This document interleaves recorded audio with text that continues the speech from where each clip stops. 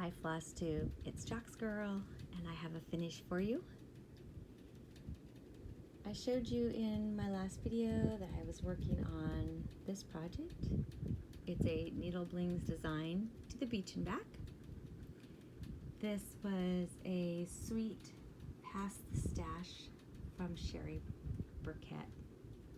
I want to say it's Burkett. Sorry, Sherry. I finished it last night, and I had so much fun working on this. If you follow me on Instagram at instead of what I oughta, and each word, between each word, there is a underscore line, you probably have already seen this. So let me show you what I did differently. So this is the sample pattern, and it shows using variegated floss and really beautiful colors. When I got this, I knew that I wanted to do it on even weave. I think, is it done on linen? No, I think they used an even weave as well. But I knew I was going to do that. And I figured that I was going to follow the colors exactly, but then I didn't. So the first color to use was this blue, this aqua type blue, which is the called for DMC color. And then when I was at a needle shop, I was looking at their floss, and I came across this one, and I thought it was beautiful. And at first, I thought I was going to use it for the sandals, and then the more I looked at it, I thought, oh no, that's definitely my seahorse. It is variegated lightly. I also picked up this one, and I thought, okay, well, that'll be my sandal. And when I make my sandals, I thought I'm gonna make them blingy where the straps are. But I didn't even end up using that one at all. So, Hibiscus by Weeks Dye Works was used to make the little seahorse. So I don't know if you can see the variegation in it or not. It's really light. I did the loop start method, so my floss did not match up, which is something I didn't want it to do. I didn't want to give it the stripe effect. So you can see the variegation in there. It's not the effect I thought I was going to get, but I didn't want that stripe. What I was looking for was more of a mottled look. And I think I kind of achieved it. It's just such a light variegation that I can see it better in person. But it's there. It's definitely there. So I'm really pleased with that. And instead of using 310 to cross stitch the eye, I went ahead and used a pink bead.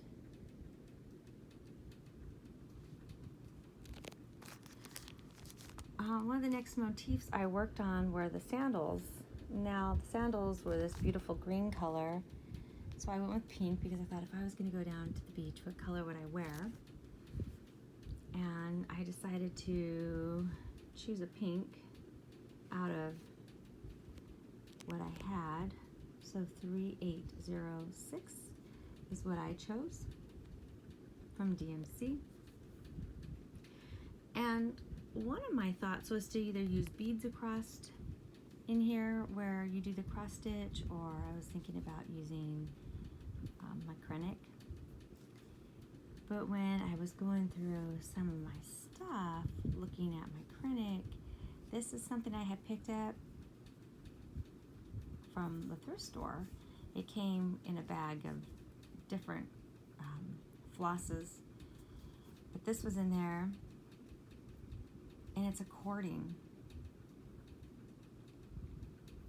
It's really soft. I don't know what it's made out of. And quite honestly, I didn't think it was going to work because I had to get that through the eye of the needle and get it through the fabric. But you know what? Honestly, I didn't have any trouble at all. So I did get it in, came up one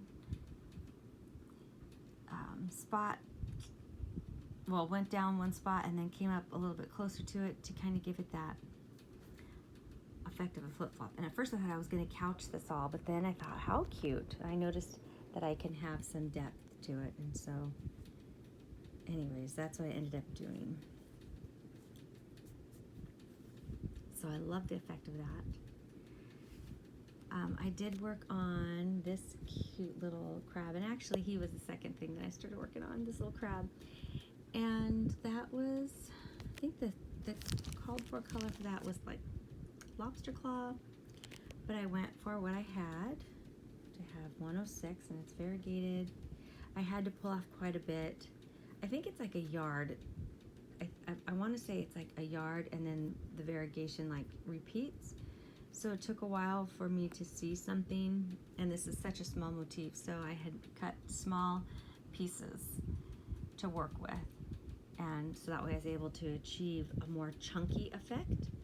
I wanted to, kind of like what they had here.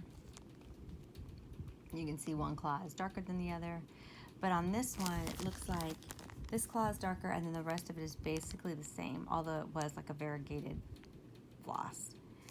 I wanted more of that effect, and so I cut the floss short and then made sure that I used a dark piece and then a lighter piece and then a dark piece, and anyways, I just kept working my way to give myself an effect. Now with this one here, I did the Danish method, which is, some people call it, I think it's cross country, what some of you call it, but I think the actual term of it is called Danish. So you do one leg of the cross, or the X one, and you go all the way across and then you come back. That's how I did this one. For here I did the full X, which is called the English method. I also added beads for eyes instead of 310. I came down here and I did this beautiful dark blue. This one was the called for blue, which was 798 in DMC, and I was a little worried. Well, I shouldn't say worried, but I hear several people say how they don't like repeating like a border and they get bored. I actually enjoyed it. It was quite soothing. Making the same pattern was nice actually, and using the same color all the way through was rather relaxing. The next motif I worked on was this little green bucket, and the suggested color was Louisiana hot sauce, and I want to say sunflower. Because I had used these blue tones, there's blue tones in this pink, right? There's probably like a reddish with a blue, like a dark blue or something, to make this raspberry color pink. And also in this one, there's probably some blue tones in this pink. And like I was telling Jane Nelson, I'm not an expert. And maybe this one didn't have blue tones, but it felt good with this, that I accept it. Now when I first did this part and I had just these, I wasn't quite sure. But once I started working on this blue and I noticed the tones picking up, I was really happy. Now this green is a little different than the green they had here. I liked this light green. I thought it was really pretty, this little lime green. This is what I had in my stash. Now I don't know where this small piece came from, but I thought I'm gonna use it, and it looked good. It went well. You can see there's probably more of the blue tones in it. So, you know, blue and yellow make green. So probably more of the blue tones in it than yellow. So I thought it went well with these, with the rest, right? And Nysterium is one of my favorite flowers to look at. I love that plant because the colors, the richness of that plant, you know, I see it in here, and I just thought, oh, this would go with it really well. So I liked that. And then I wanted to tie in the blue here. I didn't want to go crazy and pull in a new color. So I decided to do the blue that matched here. The called for color for the flag for here was to use the same one, so I went ahead and went with it. I did toy with the idea for like about 30 seconds of, well, I could do a different color, but I didn't want to be completely like just wild, no. Now, this one here is supposed to be a variegated floss. I'm not quite sure what color it called for, but I used what I had in my box, and it was 61. What better time to use what I have, right? Than times when it's called for variegated and it goes similar. Now this one also was probably about a foot out before the color repeated, so I needed to cut it. I probably didn't cut this one short enough to get the effect that I think I wanted, but I'm satisfied with it. You can see some modeling in there. I did not want it to have the stripy effect, although it's beautiful. Here, I wanted it to have more of the sand model look. So I'm hoping that I achieved that, and I'm pretty satisfied that I did. So again, I did the loop start method. So I matched a dark end with a light end and just worked my way. Now I got the first row in and started on my next couple of stitches, and I was going to start doing some like crazy pattern to really get that modeled look in there. And then I thought, wow, that krennic that I had pulled and didn't use would look lovely. So I undid my stitches, did the loop start method, and then as I started my X's across, because I was still doing the Danish, I pulled this in into my needle and wove it in there and just worked my way. Now some of it is the Danish method, and some is by the English method, English being cross, complete the cross, complete the cross, complete the cross, just to give it just a random effect.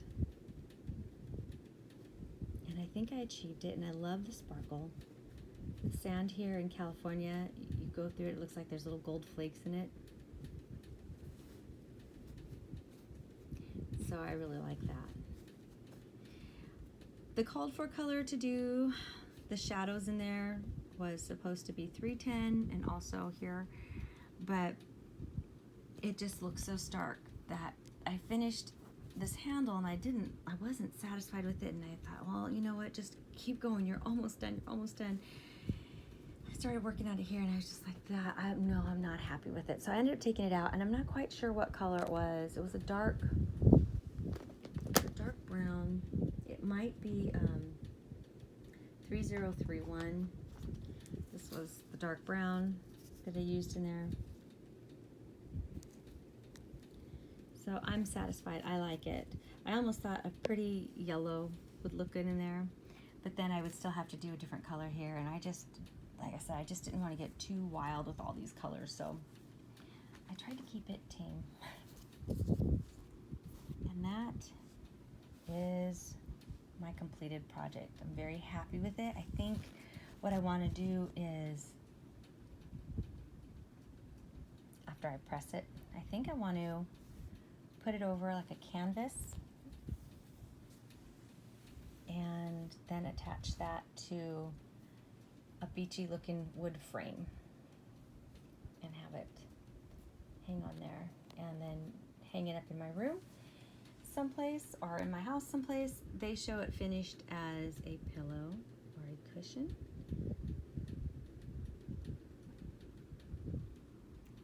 But I think that's going to be my plan.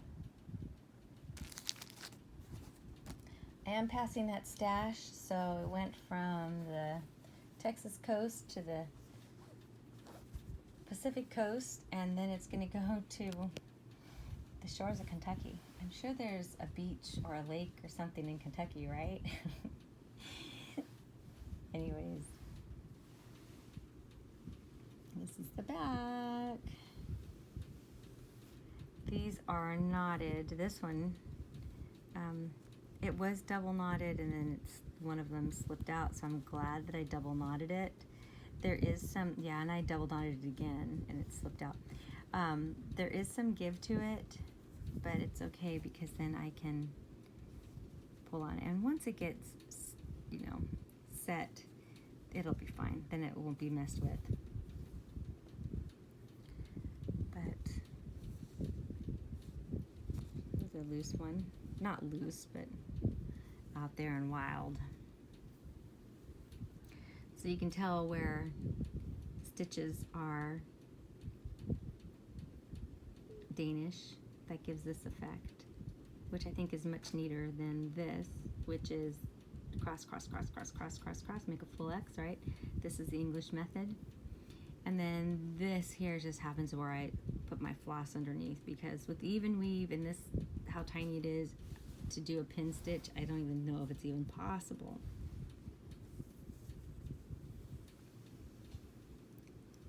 So I'm really happy. I'm happy with the way it looks. You can see the difference in doing the English method. Oh, and that's where I put the date, so it looks wild. And then more of the Danish. Trying to be mindful now. This what looks like a mess here is just because I would take my floss, and that's where it anchored, and I think I anchored several. I think there's at least 2 endings in there in this one, but I only do it once, but it's just, it looks like a disaster. But that's okay because it's the back side. And again, there's the front. So I hope you guys enjoyed what I did with this. I had so much fun working on it. Now it just needs to be pressed and fully finished and hung on the wall. Thank you so much, Sherry and Kentucky Stitcher. I hope if you watch my videos, I hope you enjoy what's coming your way. And I'll talk to you guys all later. Bye.